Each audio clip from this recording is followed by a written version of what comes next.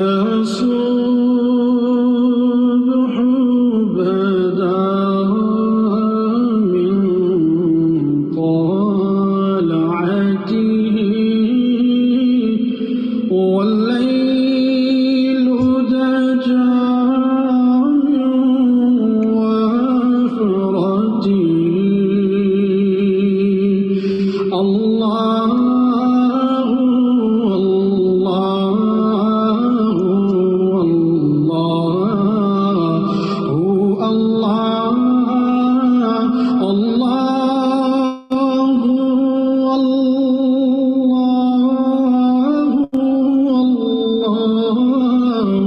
الله سعتي شجرنا طاق الحجر شق القمر بإشارته الله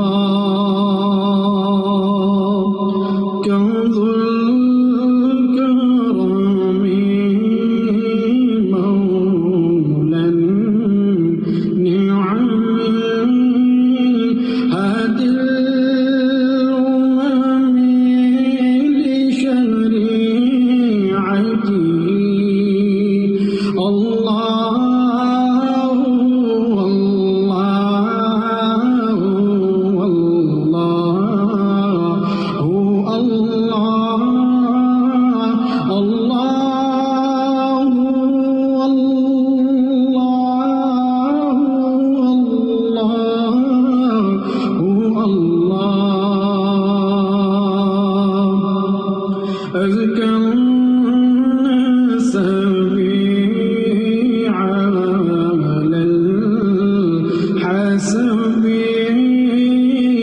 كل العرب في خدمته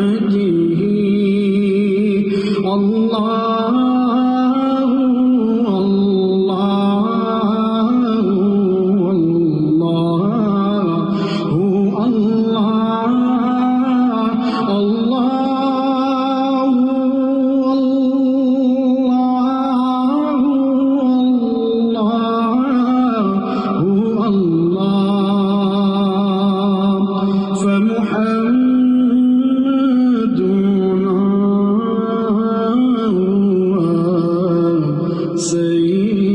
سيدنا فالعز لنا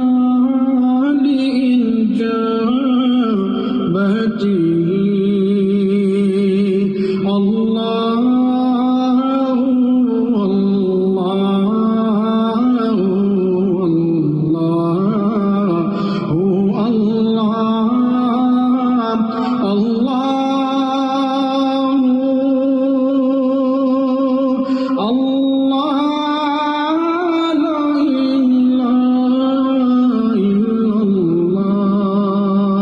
اللهم صل على سيدنا ومولانا محمد الفاتح لما أغلق والخاتم لما سبق ناصر الحق بالحق والهادي إلى صراطك المستقيم وعلى آله حق قدره ومقداره العظيم.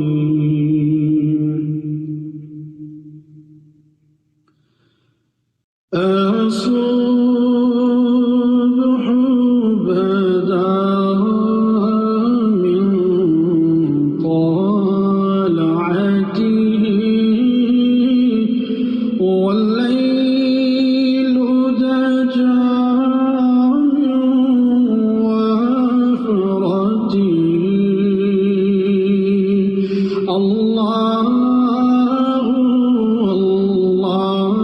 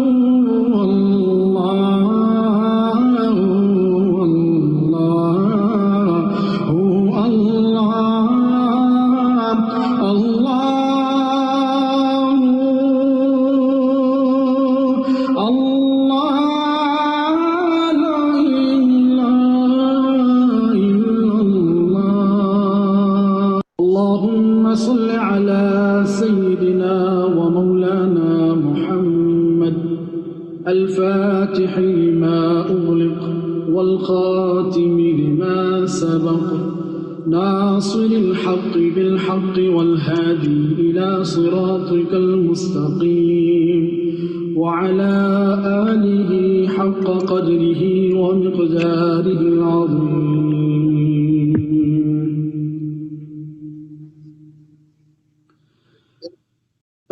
الصبح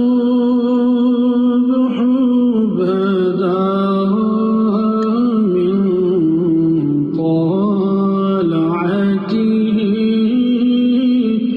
والليل دجى من وفرته الله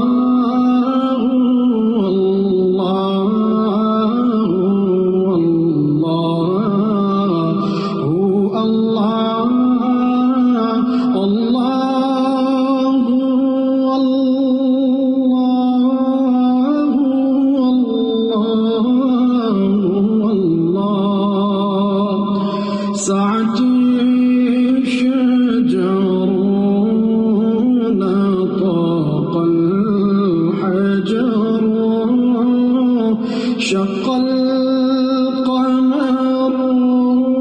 بإشارته الله الله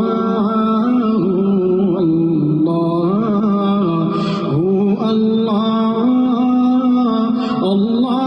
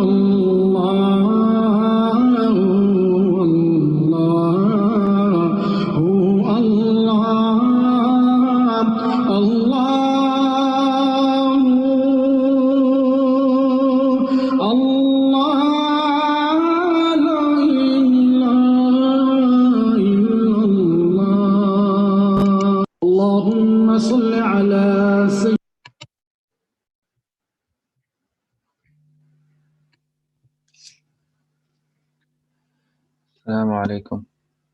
وعليكم السلام. How are you? Alhamdulillah. You look happy, Sean.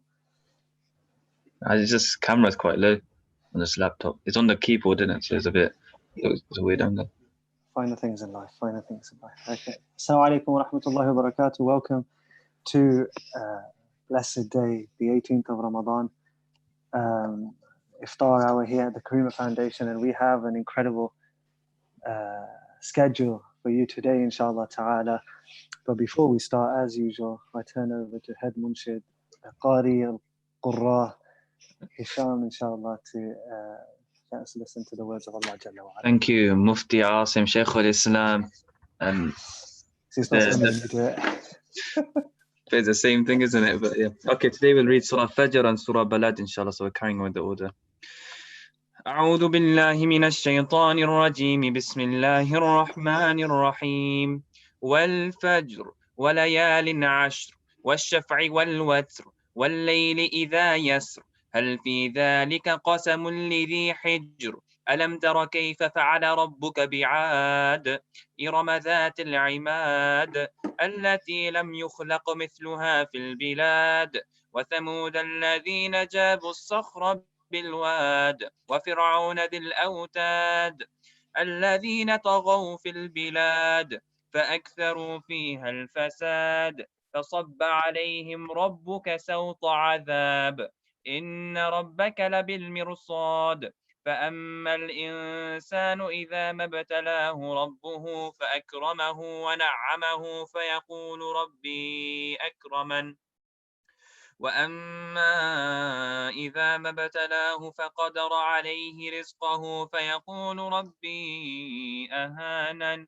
كلا بل لا تكرمون اليتيم ولا تحاضون على طعام المسكين وتأكلون التراث أكلا لما وتحبون المال حبا جما كلا إذا دكت الأرض دكا دكا وجاء ربك والملك صفا صفا وجيء يومئذ بجهنم يومئذ يتذكر الإنسان وأنى له الذكرى ويقول يا ليتني قدمت لحياتي فيومئذ لا يعذب عذابه أحد ولا يوثق وثاقه أحد يا أيتها النفس المطمئنة ارجعي إلى ربك راضية مرضية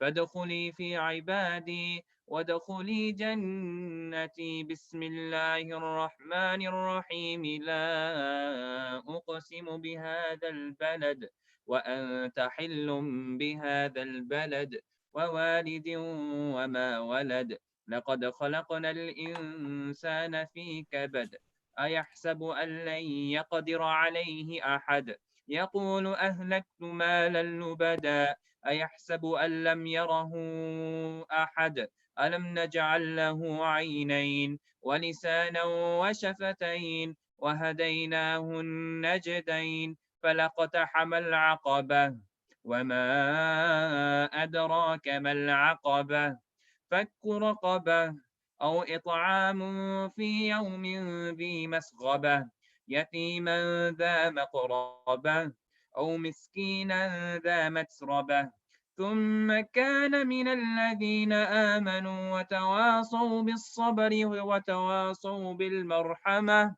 أولئك أصحاب الميمنة والذين كفروا بآياتنا هم أصحاب المشأمة عليهم نار مؤصدة صدق الله العظيم. Jazakallahu khairan wa ahsan al-jaza. Before I can see that our guest, Sheikh Hamid Mahmoud, Hafidhullah Ta'ala, is with us, he's joined us. But before I ask him to talk about today's topic, and what topic it is, subhanAllah, a lot of the time, because we're like subcontinental children of economic migrants, we think that Islam came to the UK by virtue of us and our ancestors, and we forget that there's an incredible history to the great deen of Islam in these isles themselves. And inshallah, Shaykh Hamid will give us a glimpse into that, bi'ithnillahi ta'ala. But before we go to him, I just want to pass over to our brother and friend, Dr. Sufyan, inshallah, who's going to recite the Natul Baratina of Sheikh Abdul Hakim Murad, which is, I don't know if the Baratina has got anything to do with Britain, but I'm assuming it does, right? Or is that just...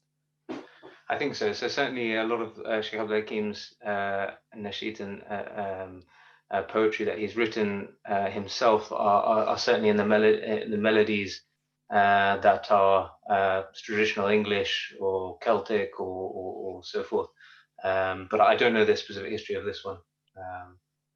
Yeah, I was going to share my screen because I've got the lyrics and the translation. But it wasn't letting me. I was wondering if anyone who is the host would allow me, if possible. But it's not a big deal if that's not possible.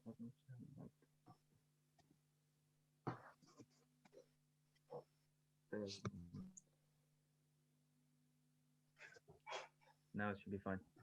Okay, so, yeah, there we go. Okay, so.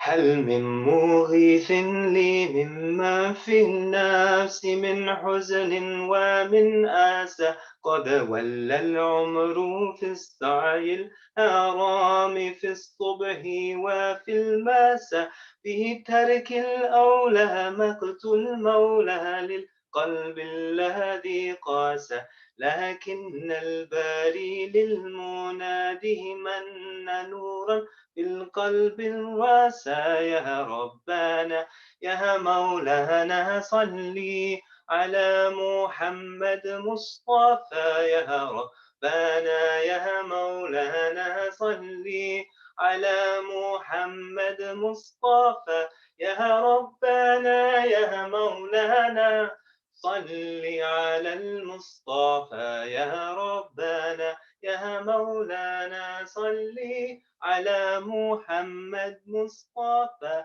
يا كاشح المحب كم تلومني على هذا الغار والعشق سر القلب لا دليل له إلا المصطفى من ذاق خمر العاشقين ذاك أطياب المودة هذا صراط مستقيما لا ينال بفاني الكلا يا ربنا يا مولانا صلي على محمد مصطفى يا ربنا يا مولانا صلي على محمد مصطفى يا ربنا يا مولانا صل على المصطفى يا ربنا يا مولانا صل على محمد مصطفى يا سار في ليلة الإسراء ظاهرا بآلام الخافة دهنا من رب الأرش حتى نال من عطاياه الأوفى ما زاغت عين المصطفى فكانت أهدا ووافى هذا النبي أدرك به نوالا ومنازل الصفا يا ربنا يا مولانا صلي على محمد مصطفى يا ربنا يا مولانا صلي على محمد مصطفى يا ربنا يا مولانا صلي على المصطفى يا ربنا يا مولانا صلي على محمد مصطفى شفيعي عند هول الحشر رافئا لرايات الآمال ترى البرايا غبرا شغفا خوفهم من رؤيات الآمال لا غوث عند ذاك الخوف حين تنقاد الآجال إلا بمن عليه من المولى بالقبول والكمال يا ربنا يا مولانا صلي على محمد مصطفى يا ربنا يا مولانا صلي على محمد مصطفى يا ربنا يا مولانا صل على المصطفى يا ربنا يا مولانا صل على اللهم صل وسلم وبارك على سيدنا محمد وعلى آله وصحبه وسلم كثيرا. Apologies, I've just realized that the order in which the translation is not what I'm reading from, which is the Arabic. So, barakallahu fikum. I mean, you say, are you going to do a few lines of the madha for us, or? Bismillah. So this is a Spanish qasida that was found. I don't know how Dr. Sufyan says his Spanish isn't good enough to do the full qasida, but this was found in, was it, I don't know if it was found in Spain itself or was it Morocco, but it's definitely written by somebody from Andalusian roots. Yeah, so I think it was found in Spain itself. Sidi Ali Kila has a bit of an introduction to it when he performs it, I think, on YouTube. Are you still able to see my screen? If I change the tab, I'm not sure. I tried to find this. But yeah, no, so there's a slight mistruth in what you said, in that my Spanish is non-existent. But inshallah, we'll sing it just to get a flavor of how Inshad has kind of been adapted and taken on the vibe of different cultures. And I think so after the kind of the shunning and the persecution of the Muslims in Spain who had to hide their faith, similarly their songs and things were hidden, and so I think this was found in the ruins of either the mosque or an old Muslim household in Granada, I think, in Spain. يا حبيبي يا محمد والصلاة على محمد يا حبيبي يا محمد والصلاة على Muhammad, Señor, fes tu asa la sobre y fes nos amar. Con él sácanos en su tropel. Use la señal de Muhammad, ya Habibi, ya Muhammad, wassalatu ala محمد يا حبيبي يا محمد والصلاة على Muhammad, face la sala de contenza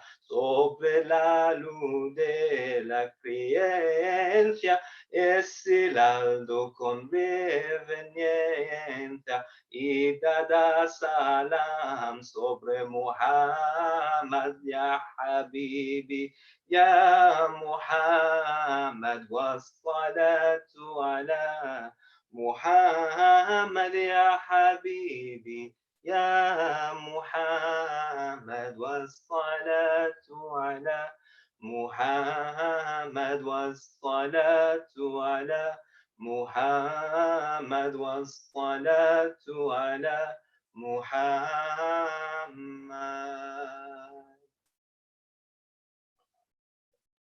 اللهم صل وسلم وبارك على سيدنا وحبيبنا وسندنا وقدوتنا وأسوتنا ومولانا محمد وعلى آله وأصحابه أجمعين. Jazakallah, Dr. Sufyan, for that. Beautiful. I actually made sure that I got Dr. Sufyan in for today because I know he's the European guy. He's the cultured one. I joke it. All the munchers are cultured. Don't get offended.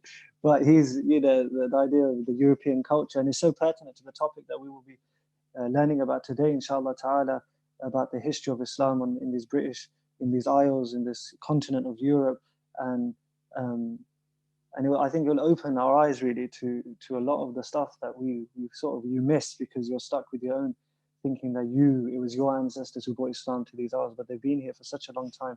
And so, inshallah, I'll just introduce our guest. Ustad Sheikhuna, Sheikh Hamid Mahmoud is a very dear friend of the Karima Foundation for a couple of years now.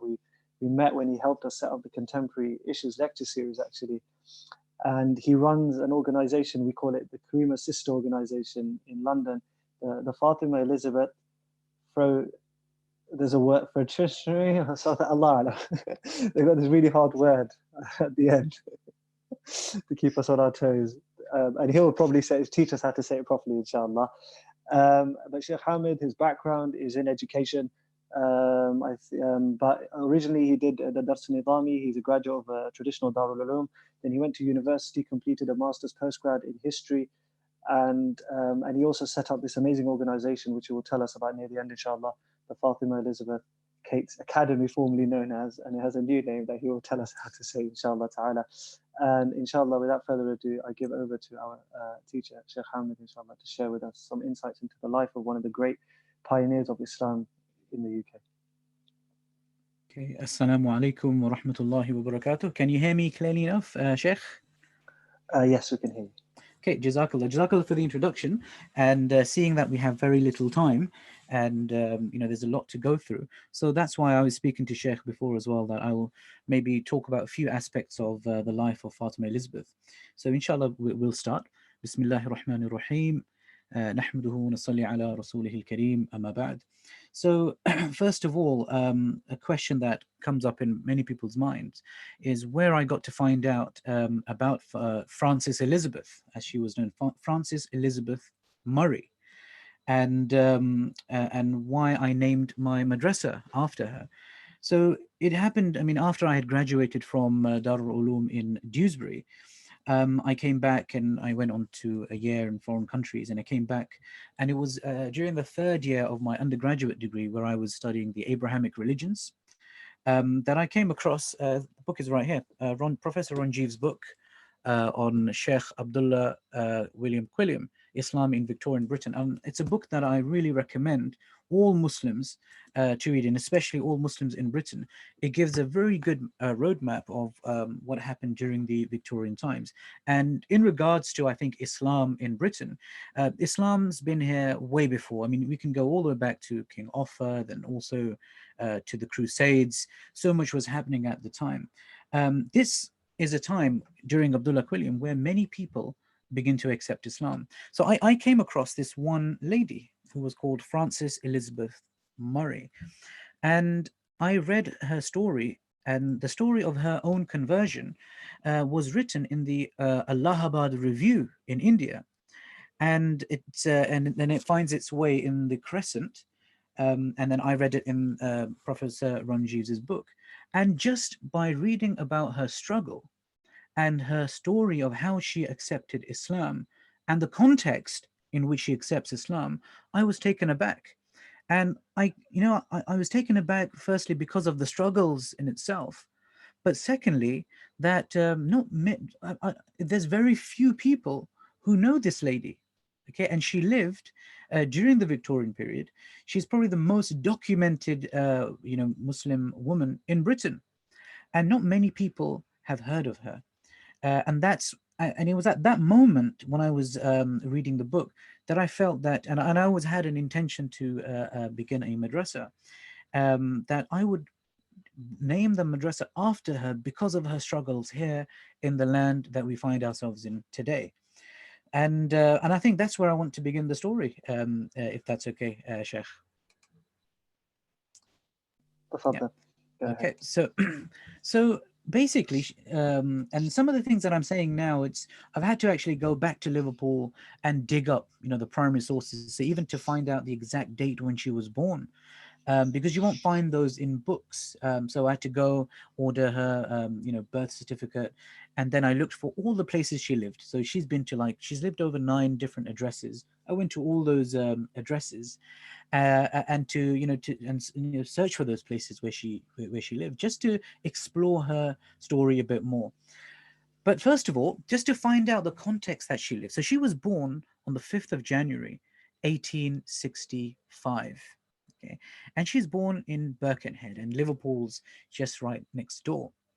And she's growing up. Her father, he was a porter in the Birkenhead New Market. And the Birkenhead New Market was only established about 2 or 3 decades before her birth. And that's where you have lots of migrants who are coming in to Birkenhead, because of their careers and their jobs that they wanted to get. And her father, his name is John, he finds a job in the New Marketplace. And then the story begins there. And as she's a teenager, right, she's very concerned about the society around her. and the problems that are there in Victorian society. So this is even before she meets the famous Sheikh al-Islam of the British Isles, before she meets Sheikh Abdullah William Quilliam. She's already concerned about the society that she's witnessing before her. And this kind of leads on to her story of, or her introduction to Islam. And it's the temperance movement. Just to let you know a bit of the history of the temperance movement, this is a quote from the Times on the 28th of August in 1866, and Fatima Elizabeth being born 1865. So this is just a year, approximately a year and a half after her birth. The quote is about Liverpool in general, that Liverpool has been pronounced the most drunken, the most criminal, the most pauper oppressed, and the most death-stricken town in England. And it's interesting that it's here in Victorian Britain that Islam is introduced to the people, in such a town which is known as the worst in terms of drunkenness and criminality and deaths and oppression. It's there that Allah subhanahu wa ta'ala chooses someone like Abdullah William Quilliam to begin spreading the word of Islam. And Abdullah Quilliam, he looks at different ways of spreading the word of it. And can you imagine, today we have so many support mechanisms in place to help us, but there Abdullah Quilliam is all by himself, and he's coming up with different ways. And one of the ways that he thinks of propagating Islam to the people is via the temperance movement. And the temperance movement was a movement at the time which tried to kind of suppress and try to stop the consumption of alcohol, okay, to either try and reduce it or to stop it completely. And there was a movement, and there were temperance halls that were established for people who were part of this society to get together and discuss. And interestingly, Frances Elizabeth Murray, as she was known at the time, she was also a member, a secretary of the temperance movement and the temperance hall in Birkenhead, where she lived. And she was going there. She was opposed to alcohol from the very beginning. And one day, she came across this Abdullah Quilliam, who was very well known at the time as part of the temperance movement as well. He had given a lecture in the Vernon Hall in Liverpool entitled Fanatics and Fanaticism. And this, you can actually get this lecture online. You go to our website as well, or even the Quilliam Mosque in Liverpool's website, and download the Fanatics and Fanaticism lecture which he gave at Vernon Hall. So she heard about this, and before they knew it, they had organized the week later, so it was a few days after, that they organized this exact same lecture in the Birkenhead Hall. And it was there that Abdullah Quilliam began to speak about fanatics and fanaticism. So he's talking about Prophet ﷺ and the Sahaba, and also to bring about the idea that Muslims, they totally abolished alcohol. Until this day, alcohol is abolished within Islam. So this was the broad message, and he spoke about the sacrifices of the companions. It's a long lecture. Please do take out your time and read it. Now, after Abdullah Quilliam, and as he was giving this lecture, Frances Elizabeth Murray, she was sitting there. And not only that, she was one of the main members there. She was the one of the secretaries of the meeting as well. And she was there. She herself, in her Allahabad review, explains that she was only about 19, around the age of 19, when she when she attended this lecture. And sitting next to her was someone called Mr. Hamilton, or who she later on got to know as Brother Ali Hamilton. He was the only other Muslim in Liverpool at the time, other than Sheikh Abdullah William Quilliam. And then as the lecture's going on, Frances Elizabeth Murray, she hears all these different things about the Prophet and all positive things about the companions. And then she turns next to Brother Ali Hamilton, and she asks him that, look, I didn't know that Mohammedans, or the Muslims, they did not consume alcohol. And he said yes. And then she asked further questions.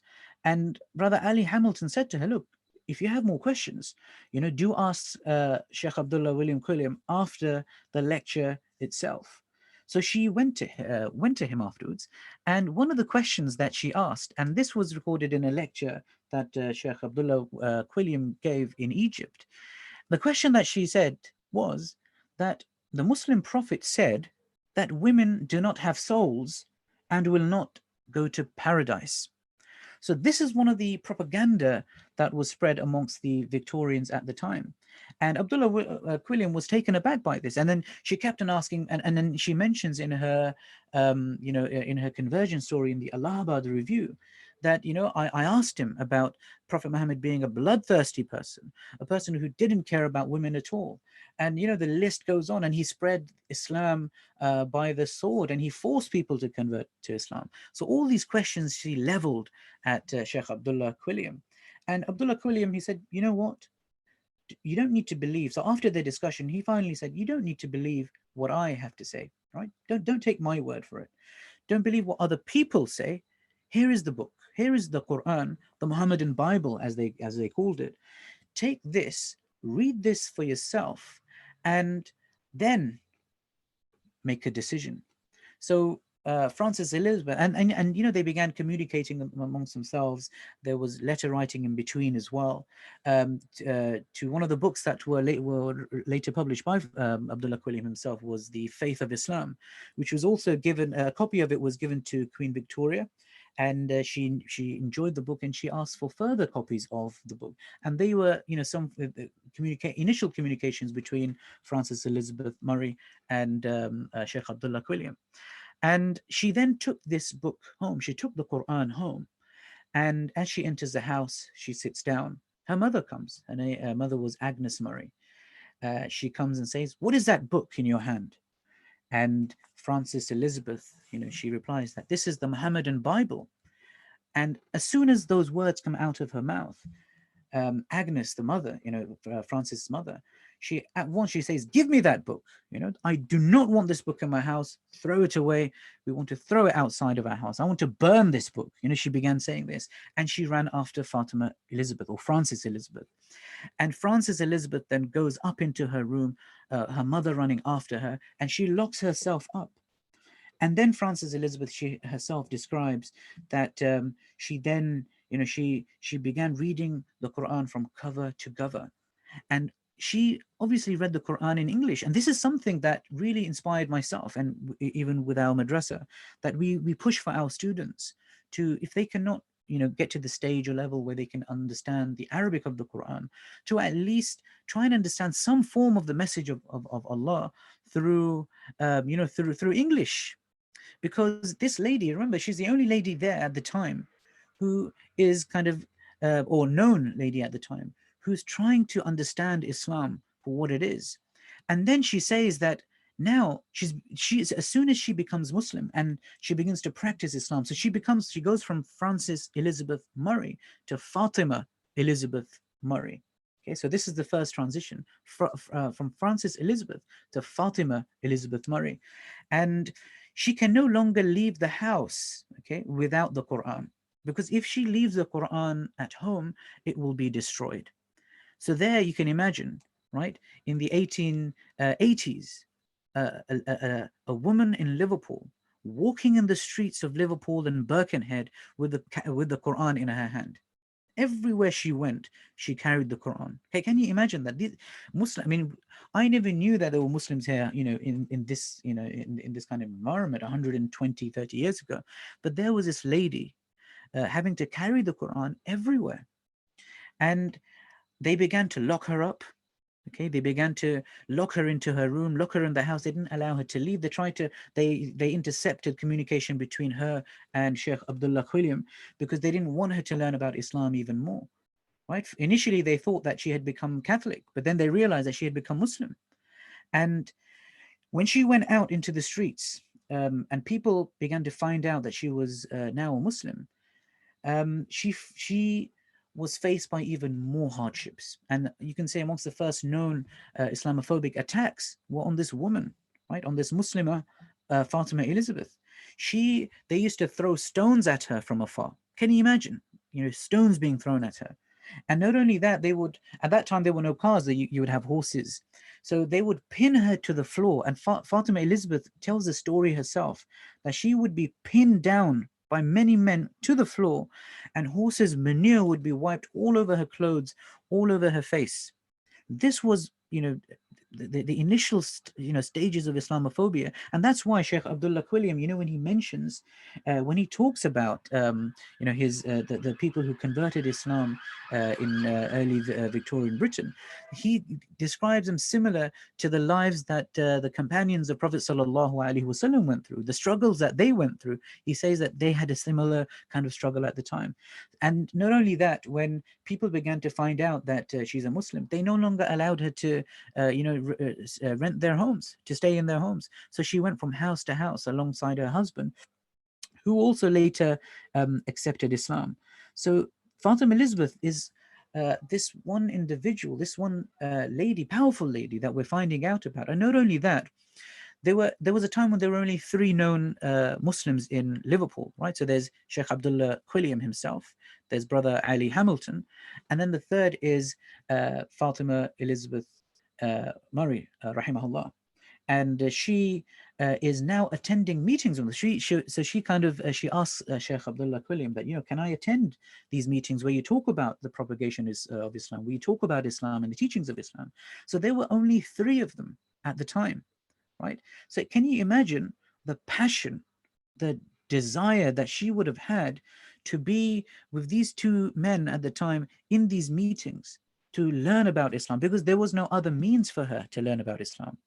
And then and it comes that she signed the book for New Muslims in July of 1887.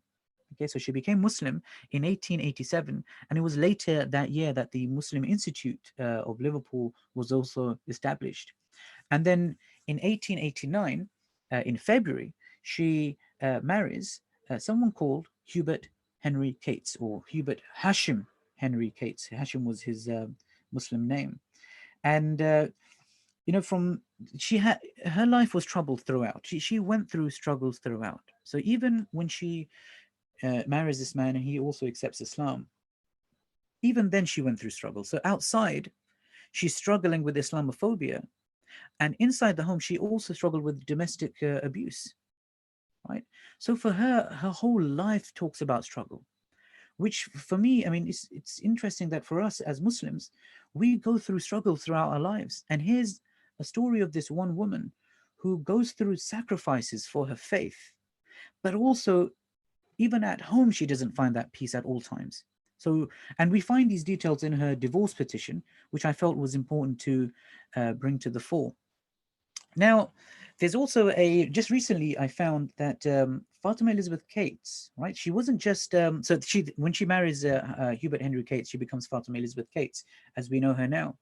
She wasn't, she was very much part of the scene of the masjid, right? As she was there, she was the secretary of the masjid, right? So that's one of the, so she was the first female one and the first one in general, okay? So this is something interesting which comes about regarding Fatima Elizabeth. And so Fatima Elizabeth, she accepts Islam in 1887, she gets married. Interesting, the church where she was married at the time, so I don't think her nikah took place in the mosque, because at that time, and it was early days, I don't think it took place in the masjid, but it does come, her formal marriage took place in the Church of St. Peter's, which I think is now become a Next, or is a part of a shopping center, is no longer there. And so even after, just to give you one quick anecdote of the life that early Muslims lived, and in particular Fatima Elizabeth, this was in 1889 in February that she got married. A few months later, she attends the mosque, and I'm assuming she attends the mosque because she would have pushed her husband, Hashim Hubert Cates, to attend the masjid. And as they are sitting in the masjid, there is someone who's interested in Islam, and his name is Jeffrey. Okay, so there's a Jeffrey who's very interested in Islam, and he's sitting at the back. And as he's sitting, all of a sudden, a group of men rush inside the building, And as they rush in, they're holding sticks, stones, and some of them knives. And one of them throws a stone from the back and which just about misses Sheikh Abdullah Quilliam. So this was like things like this would happen every day, right? The mu'adhin would climb up to, and this is a story in the Crescent as well.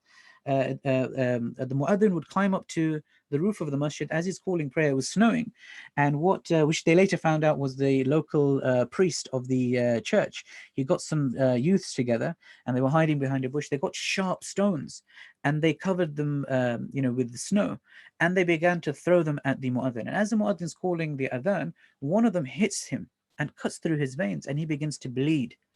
Right, so he's taken down from there. And if you follow the Crescent every week, Sheikh Abdullah Quilliam tells us about the progress of what happens and how he gets the police involved and how they take legal matters. But anyway, coming to Jamaluddin Bukhari Jeffrey, who, when he accepted Islam, he was sitting at the back, and he relates the story that 10 men run into the masjid and they begin to throw stones at Sheikh Abdullah Quilliam, which miss. And all of a sudden, Jeffrey, he stands up, who's not at this stage a Muslim, and he begins to jump at them. Hamilton is another name, and Fatima Elizabeth's husband, Hashim Cates, he also jumps at them, and they pin them down and they throw them out. And it's after that Jamaluddin Bukhari Jeffrey announces his faith to Islam. That look, the religion that these men follow, if that's what they teach, then that's not the religion that I want to be a part of, any except Islam, because of the character as well and the akhlaq of someone like Sheikh Abdullah William Quilliam, who continued his lecture as though nothing was happening. And not only that, when the description comes of that one incident, many of the Muslims were hurt. One of them was also stabbed in the cheek. So that was the kind of situation that someone like Fatima Elizabeth was a part of. And one last thing I wanted to mention before, just very briefly talking about her death, is that she wasn't just so she was very much part of the masjid. She was helping out all the time. When marriages took place, she was there with the bride. So all these small snippets are coming up in the Crescent about Fatima Elizabeth. And not only that, there's this newspaper article that we found which describes that she also was writing letters to ulama in India, asking for certain things, asking for information about certain topics and things. But there's not much more detail that we know. So she was very, very present in the Muslim society. She was doing a lot. She was at the forefront of the early Muslim community in Liverpool. And just quite recently, which is really interesting. So if you look at the Crescent, there's few snippets in there. So it's almost like a Facebook at times. So where you have some of the initial pages of each week, where Sheikh Abdullah William Quilliam, or the editor, they put down all the latest news of the week. And sometimes you see it says, Fatima Elizabeth has returned from her visit down south of England, and she's gifted a whole album of pictures that she took. So she was a photographer as well. And I don't know if you're aware that in the masjid of Abdullah Quilliam, photography was actually one of the lessons that were taught in the evening, right? And photography was pretty new. They were teaching photography. There was quite a few different topics that they were teaching at the time. So let me just get the list up that I had. I'm just trying to give a kind of a brief snapshot of what it would have been like as a Muslim, and particularly as Fatima Elizabeth at the time. So in the evenings they would have classes focusing on obviously the spiritual aspect, but also their careers as well, and to make sure that both physically and metaphysically, in the spiritual aspect, Muslims were catered for. So they were teaching subjects like French. Okay, so on Monday evenings they would teach French at 7:30, and then 8:30 would be drawing. On Tuesday they would teach photography. On Wednesday they would teach phonography. On Thursday, and these are all evening classes, they would have chemistry. They would have typewriting for ladies. Okay, metallurgy and electricity at 8:30. And on Fridays they taught Arabic at 8 o'clock. And on Saturdays they would teach building construction. So all of this was going on in the very first masjid of Britain. Okay, so it was quite diverse in that sense. So coming back to Fatima Elizabeth, she's pretty much part of the society. Then on and off, she's quite ill, and then the Crescent mentions that she also travels abroad. Okay, so she would have gone via ship from the Liverpool docks. I couldn't trace where, and I remember one day I sat in the Liverpool archives for about 8-9 hours looking through all the all the registers of all the ships and all the names that they had written down at the time, and it was difficult to find. But there's a friend of ours in Manchester who actually found that she had actually traveled via ship. It was the Nubis, I think, and it was 2 other Muslim ladies. So 3 Muslim women by themselves. They had traveled aboard the Nubis, and all it mentions in there was that they went to visit the Muslim holy sites. So most likely, my friend was mentioning most likely Syria, maybe Jerusalem, along those sides. And they were away for approximately 4 months. Okay, but just for your information, Sheikh Asim, this was before the Tablighi Jamaat, so it wouldn't have been the 4 months there. Yeah, so she's also well traveled. So this is like the first well documented Muslim woman in Victorian Britain who is traveling. So she's pretty much independent as well, and she's pretty much very much part of the fabric of the early Muslim community. And coming back to, so later on, her husband passes away, right, in around, I think, 1896. And that comes up in the Crescent. She did have a troubled marriage, that's for sure. And you can read that from her divorce petition that's available online as well. You can gain access to that on our website too. So she then falls quite ill, right? And after her husband's death, she moves further away. And I remember I tried to trace that journey of hers. So from where she was living, in Liverpool, quite near the mosque actually, and then she's gone away from the masjid. And I drove when I went to from that house to the other. It took me around, I think, good 45 minutes to get there. So she moved very far away, and where she had a big house, and in that house she would have people, who would come and stay. She would, make breakfast for them, and she also has a son at that point. Okay, I won't go too much in detail about her son because that's a whole different topic, and it will take a long time. But she goes through that struggle towards the end of her life. She passes away quite young, and that's the unfortunate story when it comes to our Fatima Elizabeth, rahimahullah. And again, there's the reason being there's medical, the hospitals are not as advanced. There's not that much medication, etc. And and it's in 1900 that she passes away.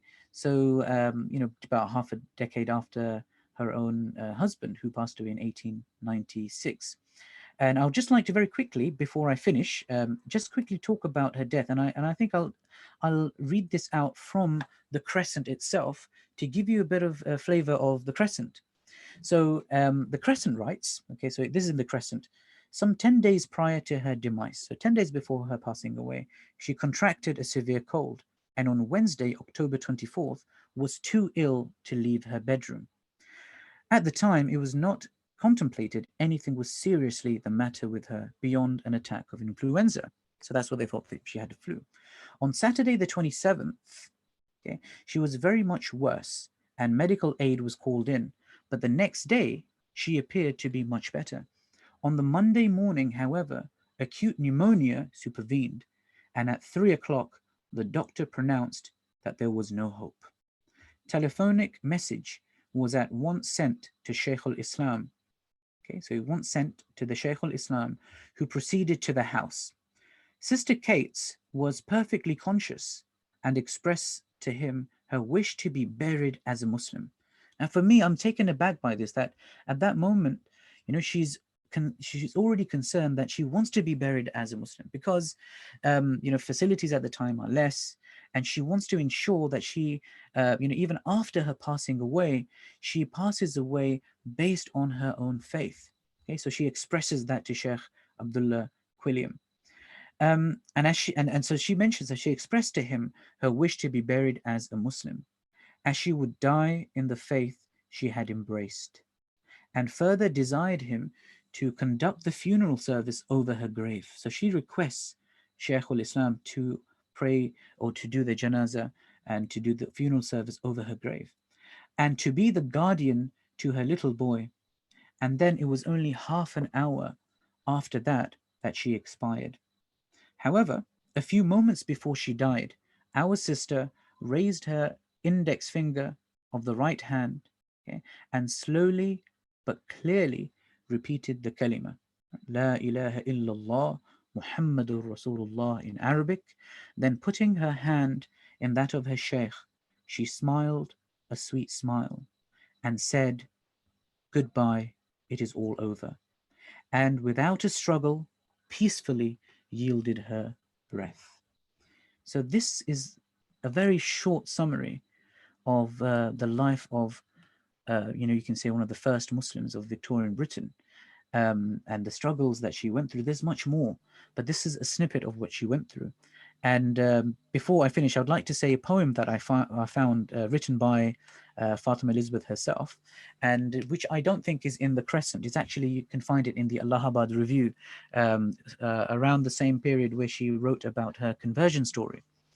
If that's okay, inshallah, before we move on to any questions. So Fatima Elizabeth's poem that she wrote is, and it kind of summarizes her life itself, and it's called A Muslima's Prayer. So a Muslima's prayer, beset by numerous foes, concealed along the way, we must those enemies oppose, and ever work and pray. They watch but to devour, like ravening beasts of prey.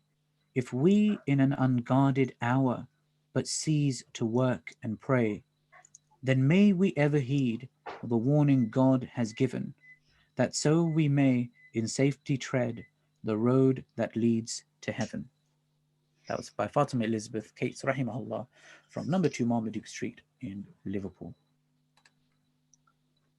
Jazakallah khairan, Sheikh Hamid. That was incredible. I found one of the things I find very powerful there, like you mentioned as well, is this idea of the repetition of history. It's as if, Sheikh Abdullah Quilliam, the parallel to the Messenger of Allah, alayhi salatu wasalam, his followers, as in the companions, the persecution they felt. Even the point you mentioned about Liverpool being like in a very sort of morally decrepit state is very much like the times of Jahiliyyah. And then there were people who never drank before Islam. There's like many of the Sahaba who had pure hearts even before they entered the fold of Islam. Yes. And subhanAllah, that's an incredible idea. I just wanted to ask you, there's a video on YouTube of you visiting the grave of Sayyidah Fatima Elizabeth. Would you mind just telling us where she's buried and talking us through that experience? Yeah, absolutely. So I tried to find her grave, and just like I mentioned, there's not much written about her because there's not much readily available about her. So it is all about going to the places and finding them and finding, going through the primary sources. So I couldn't really find much about her, doing from the search engines and even visiting the, the British Museum. And one of the reasons was because her name was spelt differently, right? And when you go into the search engines, the name was spelled different. So her name was actually spelled C-A-T-E-S, but on her death certificate it was K-A-I-T-Z. So that's what was one of the problems that we were finding. But when I went to the archives in Liverpool, we knew the exact date of death because it's in the Crescent. So that made it very easy for us to locate the actual death certificate and even the registry and where her grave would be. Sorry? Would you mind sharing that exact date of death, possibly? Yeah, sure. And do you want me to bring it on my screen and stuff and share any more details, or do we have, or I can maybe send you the links later on as well? You can send me the links later. In regards to that. But talk us through that. So in regards to, I'll talk you through that now. Yeah. So let me. Sorry, I just. Okay, so coming back to the story of the Liverpool archives. So it was from what I can remember, it's 31st of October, 1900. Yeah. So what happened was when we found her, where her get-grave was, and then if you visit the Liverpool cemetery, it's very, very big. Okay, and it's from there you can kind of see the Liverpool, the Anfield football stadium. as well, not so far from there. Okay, so that's for the Liverpool supporters, mashallah. So it's actually, you can say, 4 to 5 times bigger than the stadium. So trying to find her grave in the cemetery was a difficult task. But what happened was, in the archives, there are a lot of historians who are doing researching family history. So I found someone there, made friends, and she took me to this room where there was this document which spanned over volumes and volumes, right? And it was just in like Word kind of form. And what happened, there were 2 elders from the local community who went to the Liverpool cemetery, and they went to every single grave and every single tombstone. And what they did was they noted down what it said on every single tombstone. I think it took them about a decade to finish the entire cemetery. And that was there. So first we tried to look for Fatima Elizabeth. So we found her grave number, which I'll send later on. Found her grave number and all of that, but we couldn't find it in that document. So what that told us was that her gravestone is no longer there. So we're looking at a just simple grave with nothing there. But what we then did was we said, let's find the closest grave to her grave in terms of numbers. So we found a grave that was the closest. The description was that it's lying flat on its floor. This is its number. And then 2 graves away from that was Fatima Elizabeth Rahimahullah's grave. So we straight away, I don't think we wasted any time. Me and my friend Mufti Hilal, who's a graduate from Bury, we got in our car, and we straight away drove to the cemetery, and we rushed, and now it was a whole matter of, we had a map. We knew where it was on the map. We knew where her grave was. It's just a matter, when you look at the cemetery and all you see is just graves, and you can't even see the walls of the cemetery. That's how large it is.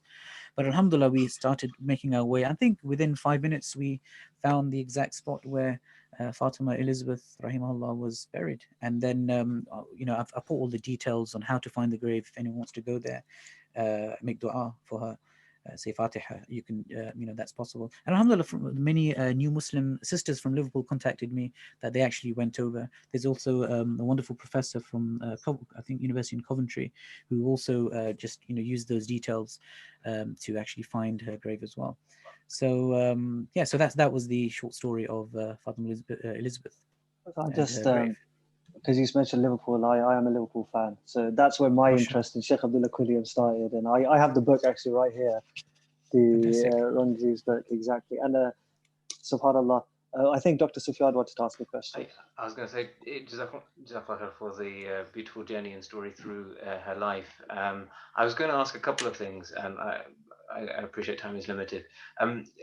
This could be an expansive topic, but what happened to that Muslim community? I understand that Sheikh Abdullah Quilliam left the British Isles. Was there a lasting Victorian Muslim community before sort of the diasporic and migrant communities came in the sort of 50s, 60s? I don't know much about that. And then the other question, again, this could be expansive, but obviously your front history, if I said that correctly, which is a weekend madrasa. I've got 2 daughters of my own, and when I heard that you were coming on, I had a look on the website and that sort of thing. Sort of how does the inspiration of this luminous figure kind of, why did you choose her, obviously, and how does that sort of affect how the madrasas run for the kids in Walthamstow? Sure, Jazakallah. So just to answer your first question, I think you'll get all the details in Professor Ranjiv's book. But just briefly, what happened was later on, Sheikh Abdullah Quilliam had to leave Liverpool.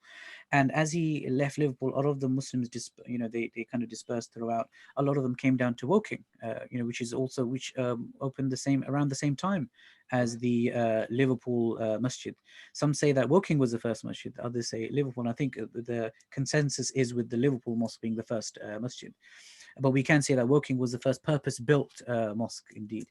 And later on, when Abdullah Quilliam does return, he also returns to Woking. So that community is definitely there, and there are a lot of stories being written about that community as well. But a lot of the research is somewhat in its initial stages, and there are obviously professors who are doing their PhDs on this, and inshallah there are more books coming out on these figures as well.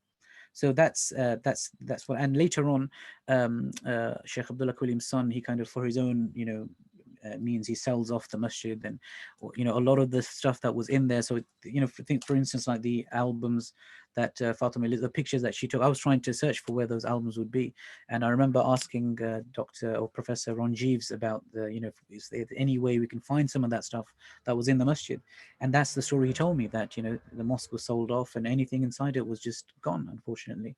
So there was a lot of history that was lost, but there is a revival now. People are finding things as well.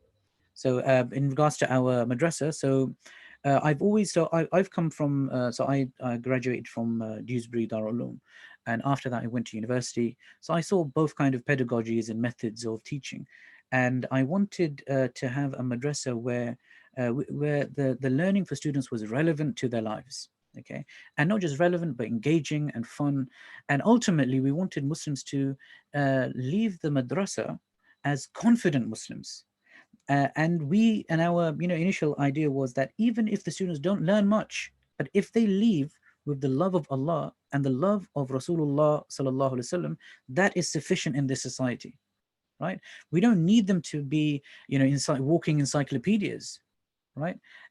Just verbatim repeating what they've learned. It was about the love of Allah and Rasulullah sallallahu alaihi wasallam to become confident Muslims in this country. And so it was marrying the best of both worlds. And this is where you can say Fatima Elizabeth comes into it as well. So there's a professor from Bradford University who kind of observed this about our madrasa, that he says that with Fatima comes the best of the Islamic tradition, and Elizabeth comes the best of the country that that we find ourselves today. And with Fatima Elizabeth, it's the passion that she has and the confidence that she has as a Muslim and as a Muslim woman for a long time on her own, right? And walking in the streets of Liverpool, facing the struggles that she faced, for us, there was no other name that we wanted to keep our madrasa after. It was her, because of all of that comes together in this one person, but also her passion for the Quran. And it's not just, of course, no one denies the importance of reciting the Quran, the Arabic, but also what is the purpose of the Arabic? Right? ذلك الكتاب لا ريب فيه هدى للمتقين. It's a guidance, and that's what we wanted to talk about. That yes, if when it comes to majority of the madrasas, when students leave, you can say 99% of them, right, do not get involved in any form of Arabic later on in their lives. They get on with their careers. That's the fact, right? But at least the 99% should have some familiarity with what the message of the Quran is. At least have some engagement with the Quran. And we saw that with Fatima Elizabeth, that in a society troubled with the ills of the time, she was able to navigate through the English of the Quran, and that was a form of guidance for her. So this is just a very short snippet of why we named our madrasa after her. A sort of a big inspiration, as I mentioned, for myself as a father of two young daughters, to take away. I'll pass it back to Ustaz. Jazakallah, Sheikh Hamid. One of the great inspirations I found about that Liverpool community is what you mentioned, this idea of love of Allah and the Rasul alayhi salatu wasalam. And one of the things that transformed the people's hearts towards that community was the servitude they saw, that the orphanage that Sheikh Abdullah Qulim set up, and the idea that his aim was to rectify society, to be a means of goodness. And we pray that Allah, I know you said you wanted to leave at 5:30, that we've kept you for longer. Already. That's absolutely fine. One of the brothers was just asking, just to finish a few questions, what are the other names of your the classes at the Fatima Elizabeth Cates and Tristram?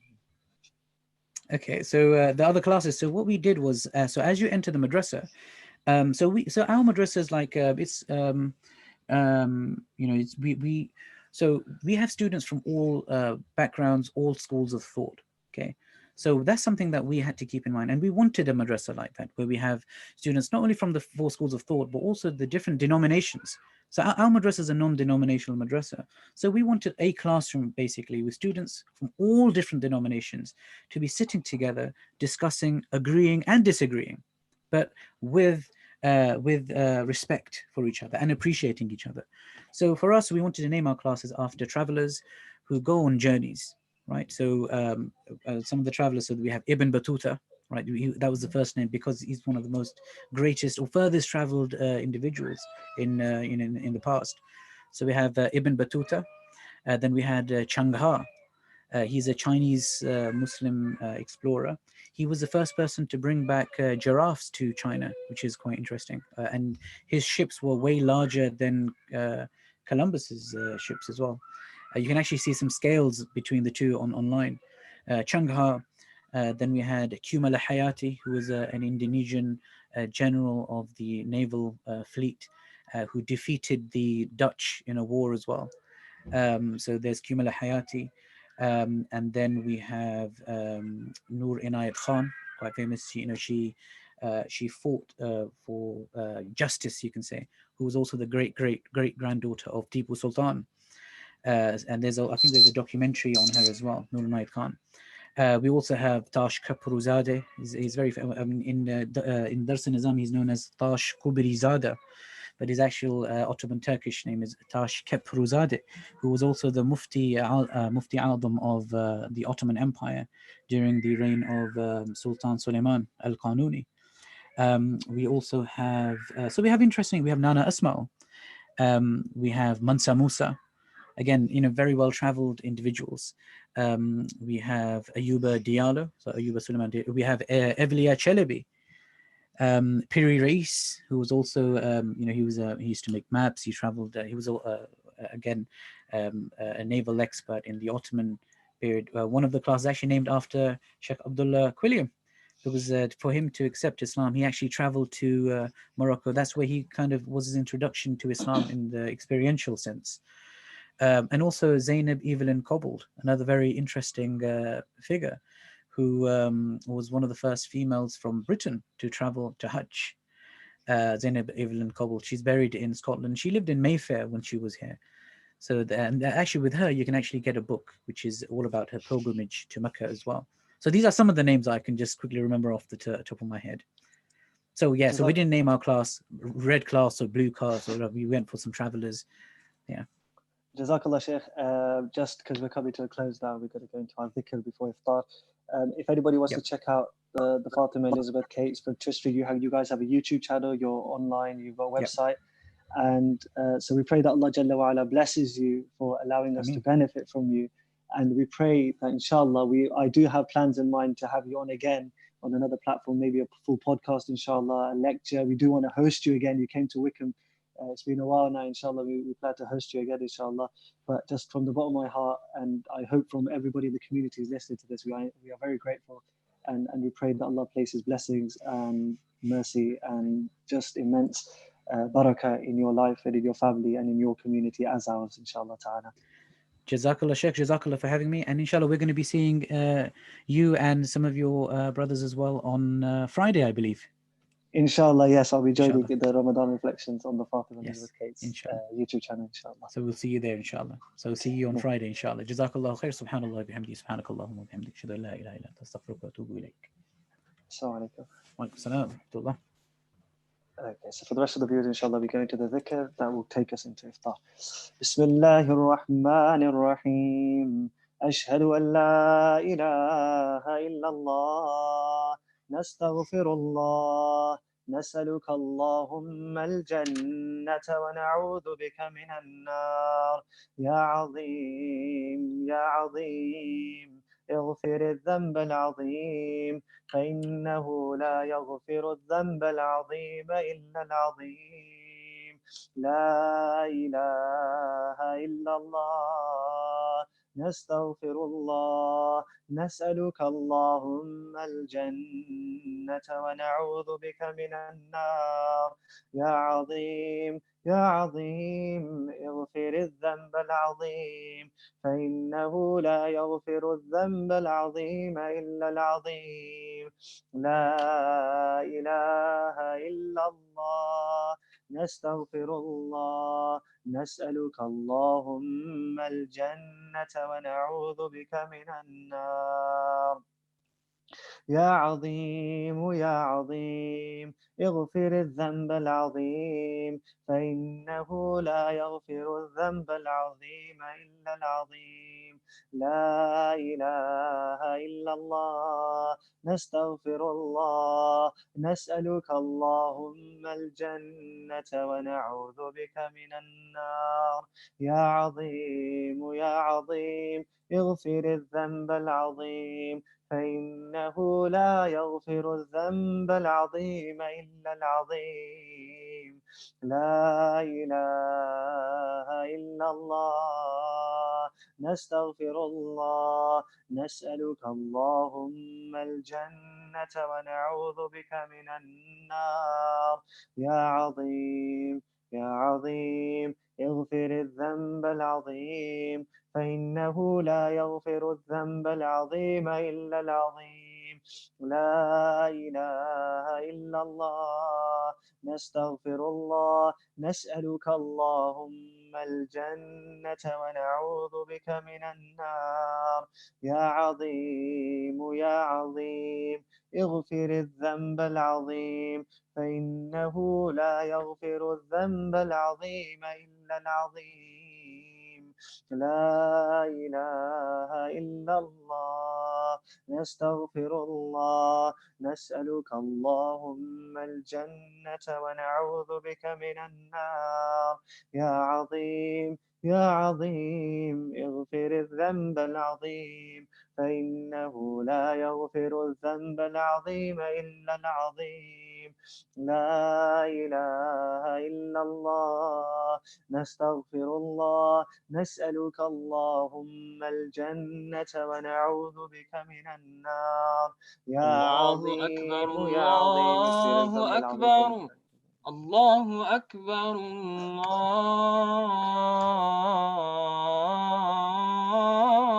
الله أكبر أشهد أن لا إله إلا الله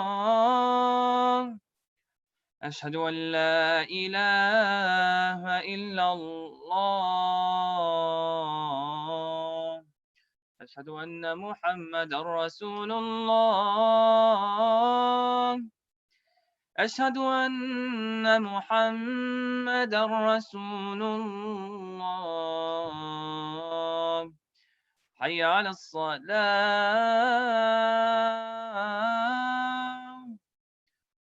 حي على الصلاة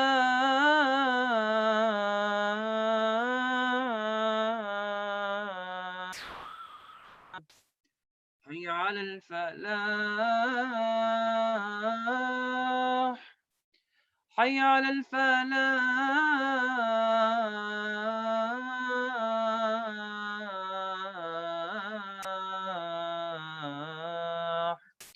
الله أكبر الله أكبر لا إله إلا الله